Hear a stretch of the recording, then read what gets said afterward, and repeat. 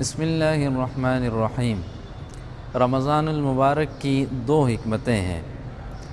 جب حضرت سلمان فارسی رضی اللہ تعالیٰ عنہ فرماتے ہیں کہ جناب رسول اللہ صلی اللہ علیہ وسلم نے شعبان کے آخری تاریخ کو خطبہ دیا، جس میں حضور علیہ السلام نے رمضان المبارک کی آمد پر اس مہینے کو ایک عظیم الشان مہینہ قرار دیا، تو اسی حدیث میں حضور علیہ السلام نے اس مہینے کی دو حکمتیں ارشاد فرمایا کہ وہ شہر الصبر، یہ صبر کا مہینہ ہے۔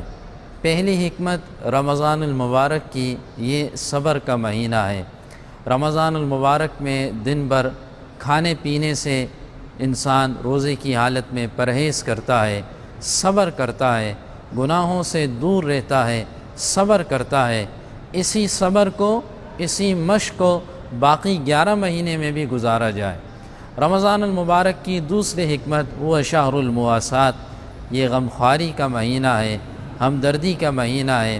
اس مہینے میں حضرت عائشہ صدیقہ رضی اللہ تعالی عنہ فرماتی ہیں کہ حضور علیہ السلام کی سخاوت سارا سال ہوتی تھی، لیکن رمضان المبارک میں آپ کی سخاوت تیز ہواؤں سے بھی زیادہ تیز چلتی تھی۔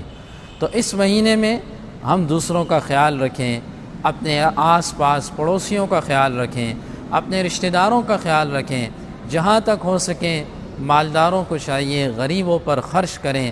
خاص طور پر جو فریضہ اللہ نے ہم پر فرض کیا زکوٰۃ کا، زکوٰۃ تو ہر آدمی جو صاحب نصاب ہے اس آدمی کو چاہیے کہ وہ زکوٰۃ وقت پر ادا کریں۔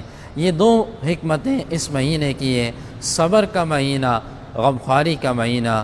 اللہ رب العزت ہم سب کو اس پر عمل کی توفیق عطا فرمائے۔